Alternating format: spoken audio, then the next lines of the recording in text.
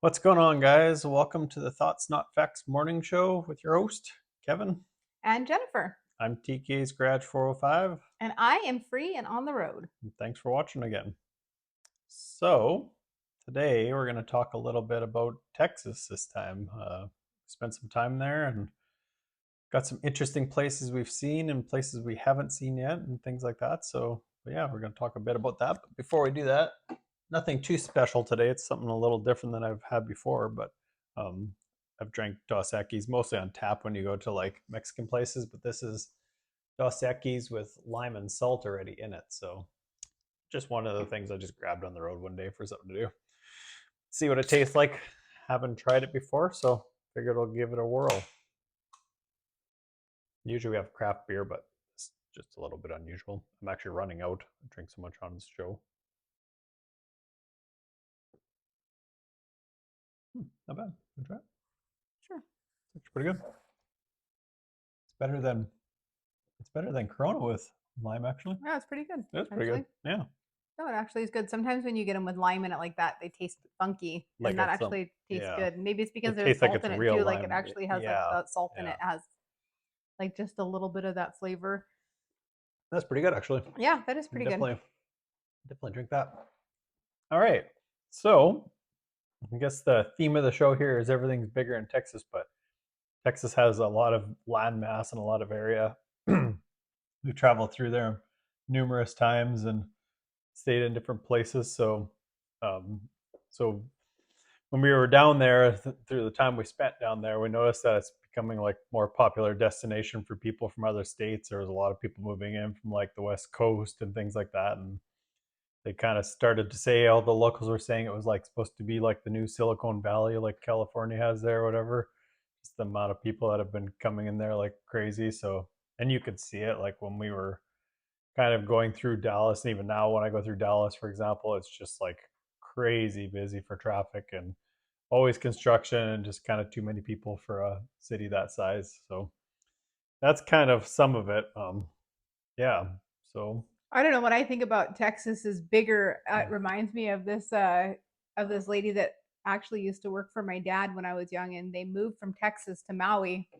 And I met her, and she had like the biggest hair ever, and that was like a big thing back in the '80s. But it was like really big in like Texas and in those states. So that was always kind of what always made me think about Texas was big hair. And I don't know, other things were just like rodeos, but I think now has a lot more cities and things like that, like kind of what you were talking about.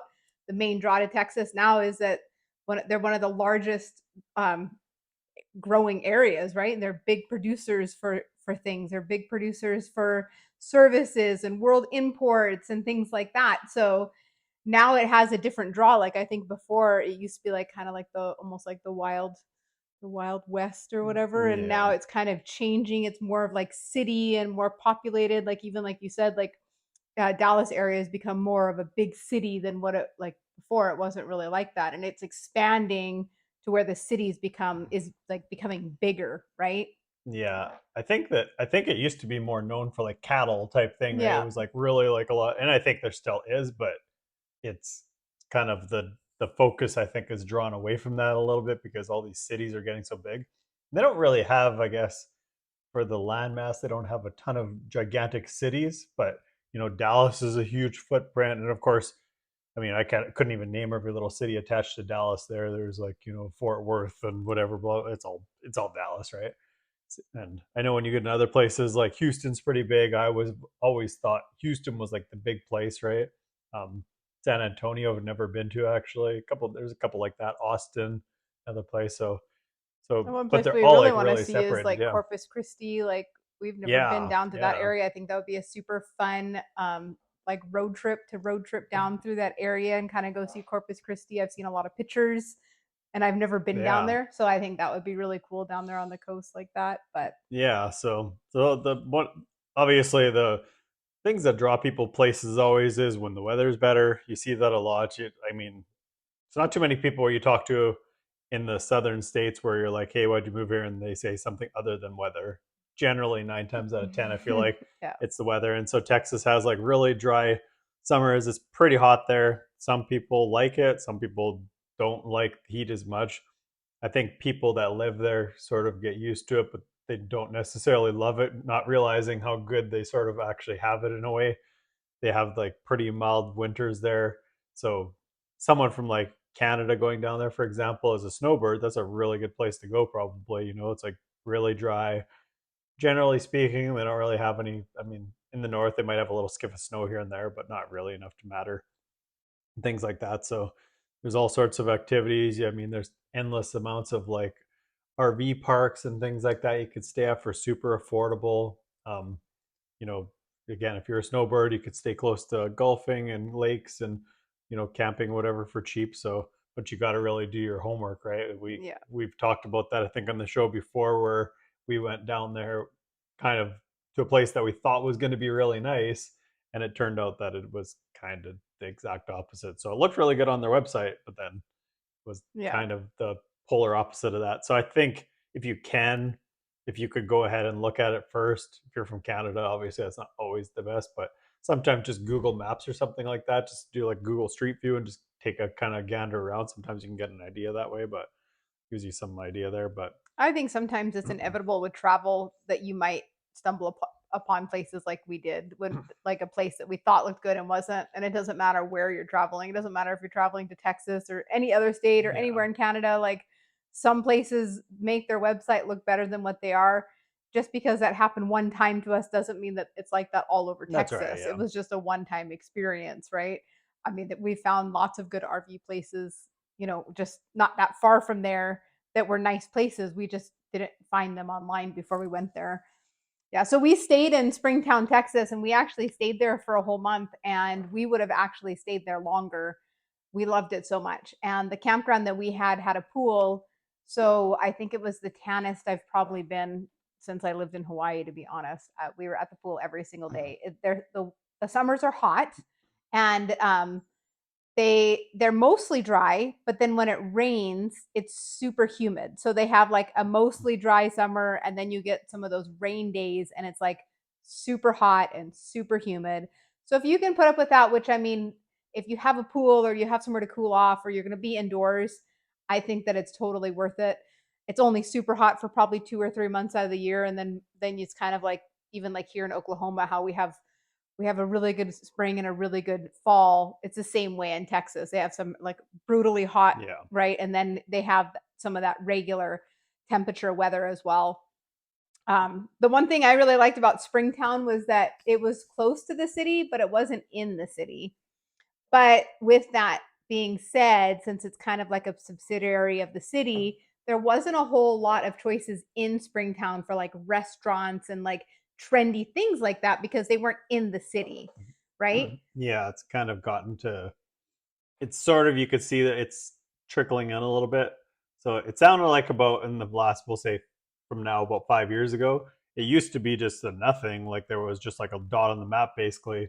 And then it got to be like Dallas is getting full kind of, or super expensive. And then all of a sudden they start coming out a little ways. And well, Fort Worth now is getting expensive. So of course people start going outwards, and not everybody wants to live in a city. Some people just have a job in the city and don't really want to live in the city, and that you see that a lot, right? And so when we were down there, we really wanted to buy a house there. Actually, we fell in love with the area, but it just got to be like a lot of transient people coming in and out of there. So it was like drove the prices of the houses up and everything like that. And it just got really, it was like really expensive. We were there at the peak of the height of probably what it costed, Yeah. you know? And so, I mean, it just, for us, it didn't make financial sense. There's a whole bunch of little things with living in Texas in general. There's some extra costs that you kind of have to look at and things, but we really liked it, and it would be an area we could have definitely lived, but it was just to the point where it was just kind of too expensive. But what was, like she was saying, they were just kind of starting to get, like, they had a little coffee shop there, and really, but like for things to do as an adult, say for example, there really wasn't Like much. date nights and things like that. There was actually there, I don't remember the name of it, but there was a smokehouse restaurant there. It was right in the little town square of Springtown, and it was really good. They fresh smoked their meat all the time. And then I got a shout out to Pojo Coffee Shop. I know a lot of people know that I'm a coffee reviewer, and it was a really good coffee shop. The owners are always there, and they made a really good cold brew. So it was it was nice being in an area where I could still get good coffee, because if anybody knows me, I need to have good coffee, and that, like just little Yeah. perks like that. They also had a golf disc golf course that was right there in town. I don't think we ever took our kids there because we were there right in the middle of the heat, but we had wanted to, and if we had stayed there longer, we would have. And I don't know, things like that, just like fun activities that you can do with the family that don't really cost anything. They have a lot of that all right there in Springtown, which was something that we really loved about it. And that it was close to the cities, like it was close to the closest was Fort Worth, right? Yeah, so there Yeah. was like Fort Worth, Azle, a couple little, Oh, and then you Azle was right before Fort Worth. Weatherford was Yeah. fairly close, like it's like a sensible distance. The only downfall I think I find to that kind of things is sometimes you want to go out and maybe have a drink or something, and then if you're, say for example, if you're there versus living in the city, there's not not options to get driven home, say like Uber for example. So that's kind of a downfall, but it is nice that there's a lot of options within 20 minutes probably where you could go to a movie or go to a nice restaurant Yeah. or things like that, but still kind of live rural. So it was getting, the city was definitely starting to push into there a little bit. And probably in the next 10 years, it'll be part of Dallas just because Dallas is growing so much, right? So, and it seemed to be going that direction. So, Yeah, but so we explored Texas, but we only explored that area really, which was like I would say the Fort Worth area. And Texas is a huge state. And there's so much that we haven't seen that we want to see, and so many places that we want to go to that we think that would be, a fun either road trip or even to take the kids. Like I've never been to Austin myself. You've been there, right? no, No? no, I haven't really spent a bunch of time in the South. I've got pretty close to the ocean in the South and a couple like direct paths down there, but not really. I've been through Houston probably a handful of times there, or whatever. It's nothing too exciting in Houston, but I always thought it would be as cool to go down, even like just for the two of us. Like sometimes we'll do like a weekend getaway or like a go to a city, and I always thought that would be a really fun city to go to. There's so much stuff that you look up online that you can do there.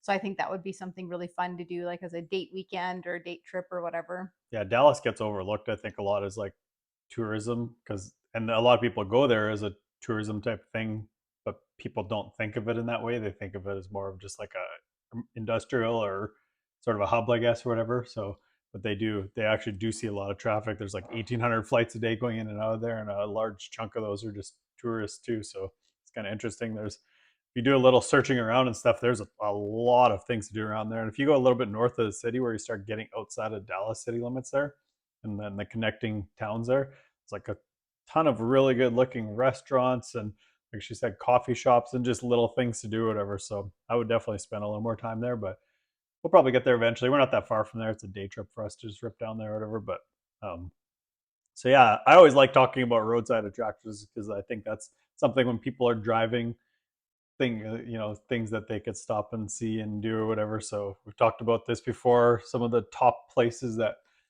are obviously pretty well known in Texas there, and some that aren't really well known, some I've actually not even heard of. um, Cadillac Ranch is the number one. That's pretty much everybody knows about it. It's the number one thing where everybody's either, if they haven't been to it, they want to go to it. If they're planning on a trip to Texas, that's a big one. What's actually really crazy about it is we've actually driven by it quite a few times before we actually stopped at it, because it doesn't like have signs that say next exit is Mm-hmm. Cadillac Ranch. So you kind of have to know where it is if you're going to see it. So if you're going in that area and you want to see it, make sure you like know where it is, because we have missed it quite a few times. Oh, next time we'll see it. Next time we'll see it. So he actually went to go see it by himself one time, but he actually made sure that he was prepared where it was and to go Yeah, see it, right? and it's free to go out there. You can just walk out there and take a look. Whatever, it's nothing. It's just a bunch of Cadillacs they buried back in the mid '70s, 1974, I think it was. It was sort of a little homage or whatever you call it to basically the automotive world or whatever at that time, and then it just kind of got carried away, and one thing led to another, and it got popular there. So, in that same area there, another one is the big Texan restaurant there. That's a pretty huge thing. I think almost for sure everybody from Texas has probably heard of it. If you're planning on going to Texas, you've probably, I mean, if you Google, first thing is probably one of the first things that pops up is to go check out the Big Texan. They have really good food. I stopped there for breakfast one day. I've only eaten there one time. We keep talking about it. We've been by there a bunch of times, but it's Yeah. either like late or something, whatever. So never really stopped in there together. But um, they have like a 72-ounce steak that if you eat this whole steak dinner, you can have it for free. There's been people there like Will Ferrell that's tried to do it and things like that. So it's pretty cool to see. But it's a very old fashioned inside. It's kind of neat. But yeah, I think that's a cool thing to see there. Yeah, so there's also, we've seen this many times and we always were trying to figure out what it was. It's the Leaning Tower of Texas in Britton, Texas. And they said the tower is half full of water and it's actually leaning over. So when you see it, it actually looks like it's leaning or it's falling, like if you didn't know. And at the truck stop, they said that people would come in like screaming, the tower is falling. And they, the people at the truck stop would just have a good laugh about it because they know that it's just a roadside attraction or whatever. Yeah, they Yeah. claim that the guy was sort of almost like a little bit whatever eccentric or something that did it, and you had to have a certain amount of water in it to get it to lean and actually balance. I think about this sometimes. I'm thinking like once it's balanced and that water is in there, like that water can't stay in there forever, right? It's got to evaporate because it sweats on the outside and things like that. Like I wonder how much water is actually left in it now. Is it dry and it's just getting held up Maybe by? they keep up with it. I stopped and looked at it not too long ago, and I think we stopped together one time when we I were know going we by there. looked at it, but I don't know if we But actually stopped and looked at it. it was I kind of don't a remember.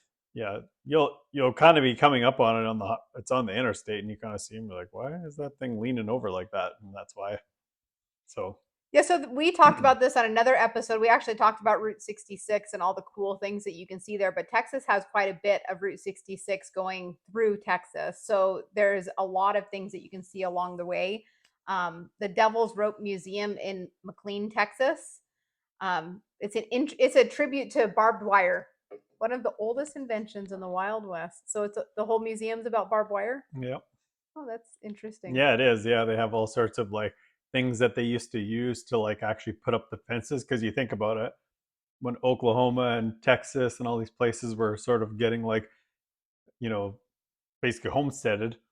Well, that was the only thing that separated people's land, saying this is your quarter of land, this is my quarter of land, or whatever. And so that's what they did. They started putting up barbed wire fence. So they need all these special tools and stuff to put up the fence. Because you think about it, Yeah. that's a long time ago. So it would have been some pretty specialized tools and stuff. And they have a um, big ball of barbed wire out front and whatever. So that's supposed to be pretty cool. That was another place that's kind of interesting.